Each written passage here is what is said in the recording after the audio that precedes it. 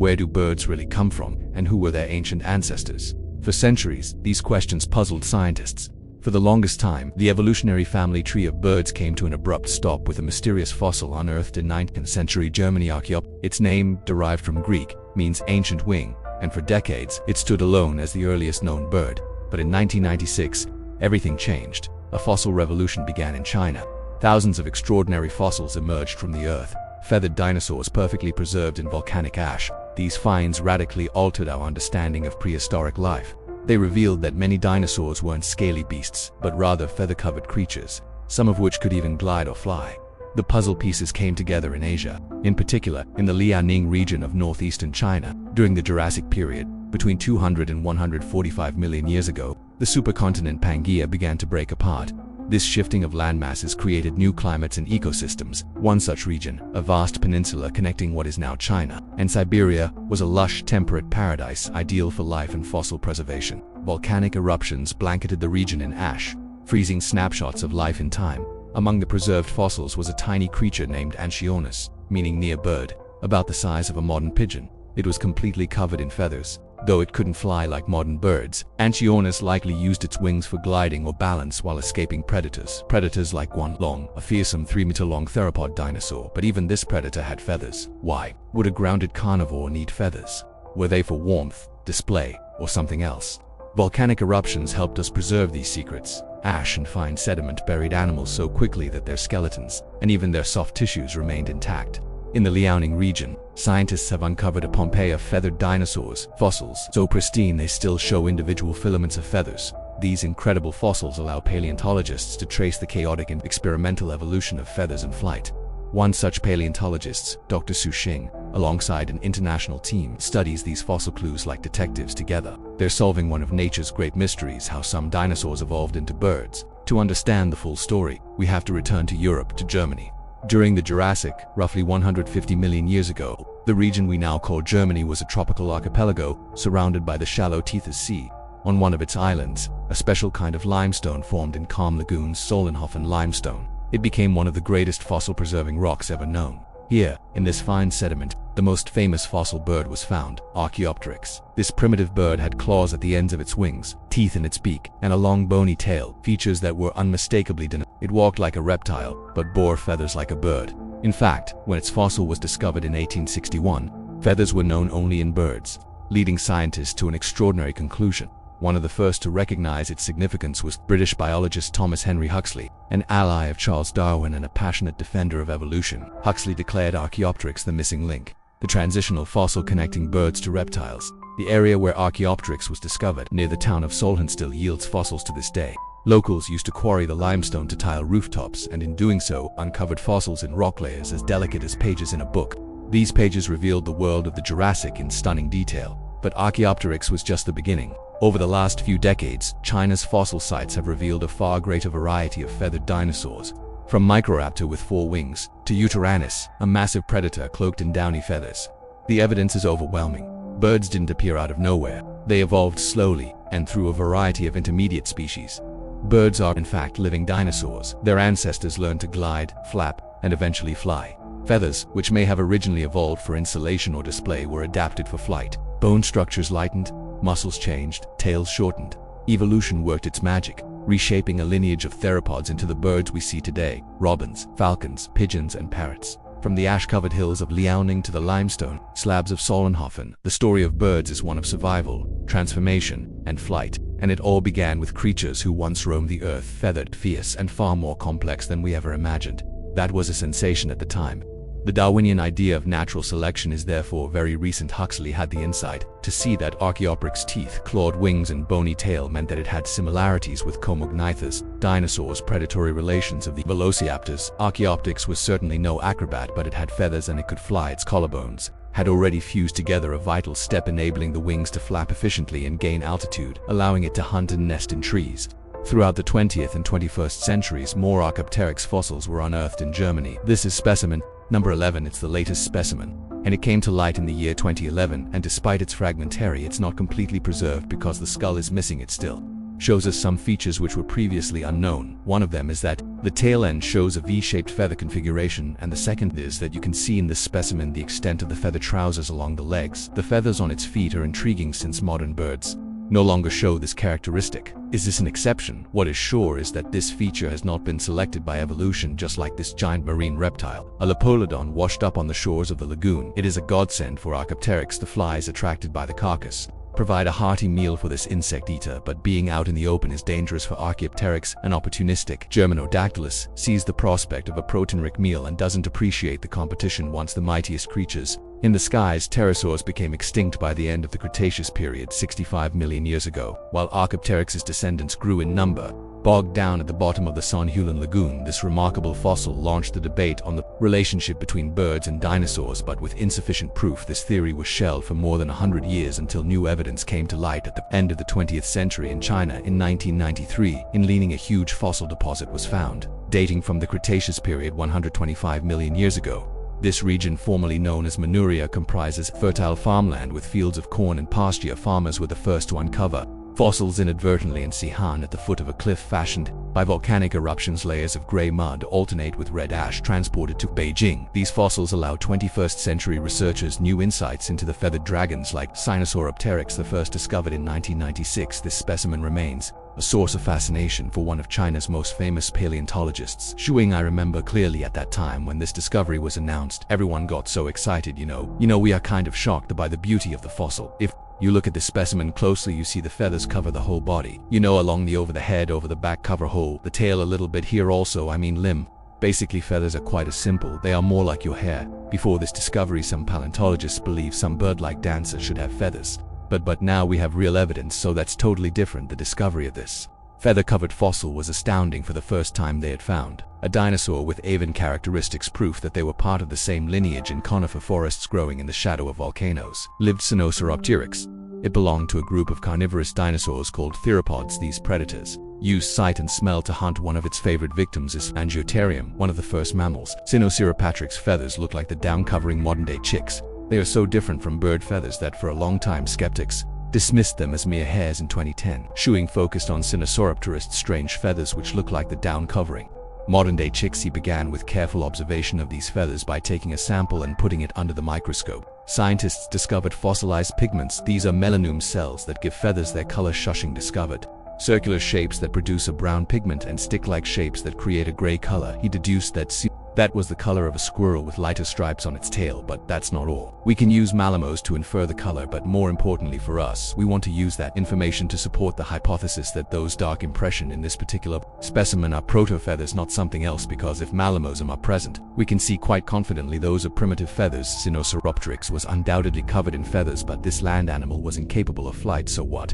use was this dino fuzz? Did it protect this warm-blooded animal from the cold? Possibly, but this theory is not easy to prove. To learn more about the climate and Lining during this period, Xu Ying teamed up with a laboratory in France. This theropod tooth brought back from China by geologist Romain Amiot holds the key to this meteorological mystery. A lot of researchers thought that fossils from that time couldn't preserve the weather conditions recorded during the animal's lifetime. It was a big challenge. We were going to test something unknown. Could we find out climate information or not? In a sense, we can test the water that the dinosaurs drank. A chemical reaction with the oxygen preserved in tooth enamel reveals the temperature of the atmosphere. 120 million years ago, Roma made a major discovery that radically altered our preconceptions. At that time, there was a global climate that was similar or a little colder than current temperatures, which is very different from what we thought about the period of the dinosaurs that we had imagined as hot, tropical, and the same throughout the world. While Liaoning, as the climate was similar to what we have in the north of France, with very harsh winters, so dinosaurs would have seen snow in winter. So feathers were an insulating material. It meant they could keep warm and keep active throughout the year like any other warm-blooded animal. Coincidentally, just as Roma published his research, the discovery of large-sized dinosaurs confirmed his work. Eutranus, the aptly named feathered tyrants, were the super predators of the time. Due to their large size, the remains of T-Rex's cousins are kept in a warehouse in a suburb of Beijing. Yeah, Eutranus is really amazing animal. Is a really big animal, about 1.5 tons in body mass. His body covered by feathers. Really long feathers, so this is unexpected. Traditionally we thought, when animal get big is for dinosaurs, same the feathers reduce feathers, so at least feathers are kind of sparse. But here we have a large-bodied dinosaur with dense, and like long feathers, so this is bizarre. The fact that such a large, warm-blooded animal was covered in feathers suggests that its body size was not sufficient to regulate its temperature. So the climate must have been very cold. The discovery of the largest feathered animal ever found confirms the hypothesis of a temperate climate with harsh winters. It proves that the theropod dinosaurs of Liaoning wandered into the winter snow 125 million years ago, and that the feathers of the little Sinocerix and the huge Utterists protected them from cold temperatures in this region of the northern hemisphere. How heat, the insulating property of feathers, remains a feature in modern birds, but it is not sufficient to explain how surface-dwelling dinosaurs evolved over millions of years to become birds among the theropods living in Liaoning. Was there only one type of feather, and at what stage did dinosaurs begin to fly over time? Chinese paleontologists have unearthed many feathered creatures on some fossils, like the Chordopteryx discovered in 1998. Shuang found feathers that were not just simple filaments with its large feet. It looks much like an ostrich in this fossil. There are some really beautiful feather impression here. You see two hands of this animal, and here is the middle finger, and you see feathers attached to the finger, this surface, and this they go this way. So it's quite a big feathers. Chordopteryx, literally meaning tail feather, comes from the same Chinese site as Sinosauropteryx in the same period, 125 million years ago. Scientists imagined that these chicks were imprinted on their mothers just like moorland birds and followed them everywhere, more or less weighing almost 20 kilograms. The female Chordop can't fly, neither can her youngsters. So why do these animals have long feathers? Could they serve a purpose other than warmth? Feathers begin as a simple filament, which divides to form a pom-pom before barbs appear around the hollow shaft. But at this stage in their development, feathers are symmetrical and air passes through them, so it is not flying anymore. It's a fast-running animal living on the ground. So what's the function? Apparently those feathers are not used for flight. So the other possibility most people believe is a display, just like many birds. The males and females were physically very different. Paleontologists believe that the male Chordix displayed his shimmering feathers in order to attract females. These courtship rituals, along with natural selection, stimulated an anatomical transformation. Chordipteryx were among the first theropods to possess a shorter tail that supported their display feathers in order to fly. They were still missing a fundamental element: flight feathers seen under a microscope. This feather comes from another dinosaur discovered in 2000 by Shuang himself. It is a vital clue to solving the mystery of the origin of flight. Here the feathers are highly asymmetrical. So asymmetrical feathers are normally considered to be associated with flight capability. These feathers are identical to those of modern birds. It may be proof that some dinosaurs could fly. Microraptor is definitely the most amazing species discovered so far, and it is dinosaur, but you see it has asymmetric flat feathers. Not only the feathers on the arms, but also on the feet. So we call the fore condition. This is really bizarre, and no will have quite good evidence suggesting this fore condition is related to the origin of flight. For a long time, paleontologists believed that two-legged dinosaurs ran along the ground in order to take off, but Microraptor's climbing claws opened up a new possibility 125 million years ago in the part of China that Microraptor called home. The ground was fertilized by volcanic ash that encouraged the growth of lush vegetation. Tall trees add a vertical dimension to the landscape, and the Microraptor, meaning small thief, takes advantage of them. Sported feathers on its arms and legs with its four wings. It was probably the world's first base jumper. Four wings offer an advantage for gliding, but not for walking. A Microraptor on the ground is a Microraptor in danger, according to Shuang. Tree-dwelling feathered dinosaurs like these would evolve to become birds. To better understand this transition, paleontologists teamed up with an ornithologist. Zhuzhongyi. In front of him is an incredible collection of primitive birds found at sea. Like the feathered dinosaurs from the same site, they all date from the Cretaceous period, 125 million years ago, I think. There are over 500 specimens of Confucianists are collected in this museum alone. I think this is the largest collection of Confucian in the whole world. This bird-like Confucius, they are only shortly later than the earest bird Archaeopteryx, and they are transitioned in many flight apparatus. Many features despite the claws on their wings. They are very similar to modern birds. They no longer have teeth or a long bony tail. They also have a fibula, the famous chicken wishbone for attaching muscles to wings, and the males have two ceremonial ribbons ornamenting their behinds. This sexual variation is similar to that of the feathered dinosaur Podopteryx. Like him, the male has long feathers that he uses to lure the ladies. Competition is tough, and courting displays are often interrupted. Also, you can see the bird start climbing the trunk with a very big claws in the wing. Now you see the bird can perch on the branches of the trees because the hock of the foot is already reversed. Much like a modern bird, Confucius Oni's narrow feathers were not well adapted to gliding, but would have allowed it to fly by flapping its wings, albeit clumsily. But natural selection is at work, retaining only the most adept genes. Yet the presence of many birds found at the same location as feathered dinosaurs does not necessarily prove that they were related if birds had already diversified 125 million years ago. Eutranus and other theropods may have been merely an evolutionary dead end. So when did the first birds appear? Did they share a common ancestor with feathered dinosaurs and how did their ancestors begin flying? To answer these questions, Chinese paleontologists have one last card up their sleeves west of Lining. A new fossil bed was revealed during the construction of a motorway in 2009. A finely preserved anchories dating from the Jurassic period was found near here. It was to become a crucial piece in Shuxing's puzzle. This site is very important for at least one reason. We know that Ereprix, the earliest snowbird, is from about 145 million years ago, but most other feathery dinosaurs are, from early Cretaceous or even later. So this dinosaur was living in like 160 million years ago, earlier than a trick, so that means there are some feathery dinosaur predates Ereprix, the earliest bird. So that's correct, the time sequence. This new fossil puts an end to the debate. Feathered dinosaurs are undoubtedly older than the first birds today. Shuxing discovers a fish, confirmation that ankies lived in a rich ecosystem. This little four-winged thepstopod must have been a victim to giant predators. In the Jurassic period, pterosaurs like these Darwinopterus ruled to the skies with talon-like claws and a wingspan over a meter wide. They were the equivalent of modern-day birds of prey. Their ability to fly and perform aerial acrobatics was beyond that of the feathered dinosaurs. Faced with this constant danger, ankies sought shelter in the forest.